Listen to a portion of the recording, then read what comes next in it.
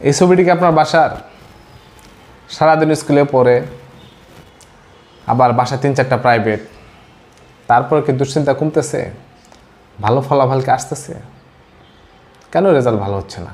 সারা বছর টিচারকে টাকা দিয়েও কেন কাজ হচ্ছে না? এর পিছনের গল্পটা বলি। দেখেন, আপনার যে সন্তান, আপনার ছেলে বা মেয়ে বা আপনার কোনো পরিবারের সন্তান সারা বছর, ধরেন গণিতের কথা যদি আমি ধরি, সারা বছর কি পড়তেছে? গণিতের কয়েকটা জিনিস পড়তেছে। সাপোজ ধরেন সংখ্যা, ভগ্নাংশ, দশমিক, অনুপাত, শতকরা, ঐকিক নিয়ম, বিভাজ্যতা, এই জিনিসগুলো দেখেন সারা বছর পড়তেছে। এখন তারপরেও পরীক্ষা আসলে তার ভয় কাটতেছে না।